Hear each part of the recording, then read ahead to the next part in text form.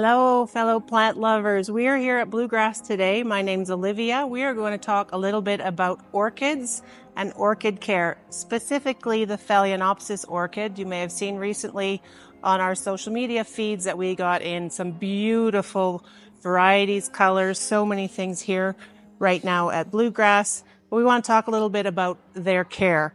So when you pick this up from Bluegrass, it's going to be in this small little plastic pot, and maybe even a mini one that's even a smaller plastic pot. Maybe you'll get them in a plastic 4-inch nursery pot. They can come in all kinds of variations, and they're falling all over us right now. But one of the common questions we have is, they're beautiful, I can't grow them, what do I do when I get them home? So you're going to take this from the garden center, pay for it, make sure, especially this time of year, that you get it wrapped and wrapped well, because the weather is still too cold for these tender tropicals. They will freeze right down to the foliage, down to the leaves. You want to make sure that they get home safely, okay? So this gorgeous white Phalaenopsis orchid, one of the first things I would do when I get it home is just have a good look at it, set it in a spot where I think it wants to live, and let it just sit there for a few days, getting acclimatized to the space that it's going to be in our home. The reason for that is because we're moving it from one location to another. Your house is going to have heaters, vents, open doorways. You want to make sure it's going to be happy where it is. And before you start messing with it some more, you are going to be able to see how it handles your situation. Once you have it at home, this obviously, you can see them all falling over as we're talking about them. This isn't a very stable container. One of the first things that I would do, first check for moisture, and that one of the easiest ways is to pull it out of this little spindly little plastic pot. Lots of times what we do is just drop them at home, drop them in another pot and leave them be. But best to, no matter where you get them from, or maybe you get lucky and you find one of our past due ones at a discounted price, what's one of the first things I want to do? I'm going to open this up and check for healthy roots. And what I mean by healthy roots, this fleshy green is healthy. This flattened kind of slimy brown, not so healthy. They happen in a greenhouse. When they're in a growing situation, they're watered regularly, they're going to get lots of moisture. But if we don't clean away some of that dead and dying root, it's just going to carry on. That rot is going to continue. One of the worst things that can happen with any plants that we take home is that they're rotting. Once the rot sets in, there's very hard to take it back and get it to recover. So we're gonna, if I had a pair of scissors here, that would be helpful, but normally we can just clip all of these off and make sure that there's nothing left but nice healthy green roots. And again, because I don't want any more roots rotting, I'll actually even pull out some of this moss. Because did you know that orchids are actually an epiphyte? So in a natural habitat in the rainforest, they wouldn't be growing on moss. They would be growing on fallen trees, branches, in the crooks of trees that are in the rainforest. And all of these root stems, air roots, that's what this little fleshy worm-like guy is. All of those will actually be absorbing moisture from the rainforest, from the rain that falls. So I'm going to get rid of all of this stuff that's just going to make all those roots soggy. Use this in your garden, throw it out into the compost bin, reuse it. It's all still really good organic stuff. We're going to clean this out. If I had my sink and pressure washer hose there, I shouldn't say pressure washer, you don't want that much pressure. You want just a good direct hosing so that you can clean all that last of that debris off.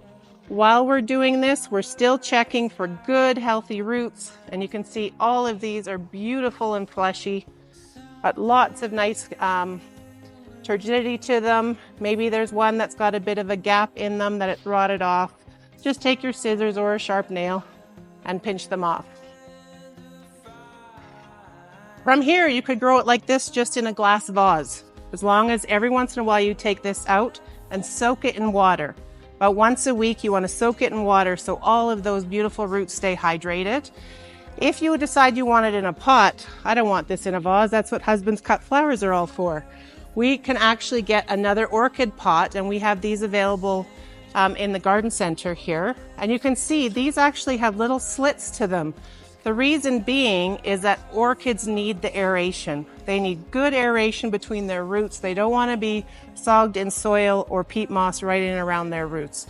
We have things like clay pellets, leca balls, orchid media, all kinds of great things that are excellent for orchid growing. All right, when you take these beautiful orchids home, you want to find the perfect spot for it. So Phalaenopsis orchid actually likes a bright, indirect light. So actually, if you have other plants that can shade it in a big west or south facing window, it will be so much happier. It doesn't like getting that direct hot sun because it's going to burn up. Again, remember, going back to where it natively grows, it's in the understory. It's under foliage of plants, so it's going to get some filtered but bright light. Happy location. Keep it away from heat vents, keep it away from open windows, and you should do very, very well with your Phalaenopsis orchid. Okay, just to reiterate about watering, we want to take these out of their pots, whether they're in a lined pot like this, or just roots. We want to soak this in water at least once a week. I always like to choose Sundays as my watering day for all of my plants, and that includes the orchids as well. If it is in a nursery growing medium still, always check with your finger how much moisture is actually in that before you water them again, but they'll benefit from soaking. So if I were to take this nice clean root ball from this Phalaenopsis now and pot it up in another new pot, and whether it's this one or a pretty glazed ornamental one, you'll notice that there's holes on the side, and that's to help with the aeration to the roots. But I'm going to just repot this little guy as if it was just starting out. Rule of thumb with most transplanting is to move from one size to the next size without going great big. There is another case, which we'll talk about in a little bit, about why you would start with a bigger pot. So this one, I'm just going to fill the bottom of the pot. Ideally, you want to soak the medium before you actually plant this orchid back in. So if you soak the orchid bark so that it's nice and moist, there's good water hanging out in that bark and the perlite. And then you're going to set the orchid on top, kind of see what's going on here.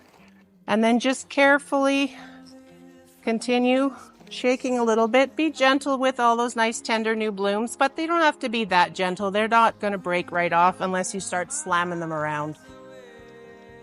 These big, fat, juicy roots that are here, those are the air roots. You want to make sure that they stay above the growing medium, whichever you decide to use, stone or bark. And we're just going to tuck that in between so some of those roots are hanging through. It's going to have some good support. You can see when you get your orchid that they have these nice stakes already with these cute little hair clips. That's just to keep your stem standing nice and firm and straight, because we want the flower just to be able to show off and not worry about slacking off on the job.